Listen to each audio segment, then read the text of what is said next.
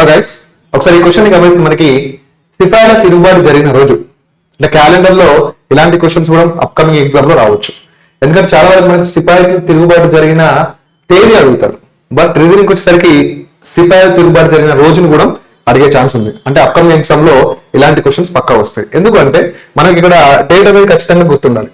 ఏ date సిపాయిల తిరుగుబాటు జరిగిన రోజు 1857 మే 10th కనుక్కోమనాలి. అంటే 1857 మే 10th కనుక్కోమని చెప్పక సిపాయిల తిరుగుబాటు జరిగిన రోజే అంటున్నాడు. ఓకేనా, ఇప్పుడు మనం దీన్ని సాల్వ్ చేస్తే కంప్లీటెడ్ ఇయర్స్ ఇక్కడ 56 లో ఎంత ఉన్నాయి? 0 ఆల్రెడీస్ ఉంటాయి. సో కంప్లీటెడ్ లీప్ ఇయర్స్ అంటే బై 4 చేస్తాం. 4 1s 4 4s 16. ఇక్కడ కూడా 14 లో మనకి 0 ఉంటాయి. సో 1800 యొక్క సెంచరీ కోడ్ ఎంత? 3. నెక్స్ట్ మే 10th వరకు ఉన్న ఆర్ డేస్ ఎన్ని? Jan 3, Feb 0, March 3, April 2.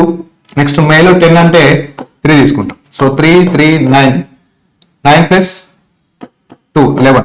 11 లో ఎన్ని ఆర్ డేస్ ఉంటాయి? 4. So 4 plus 3 7. 7 అంటే 7 ఎన్ని ఉంటాయి?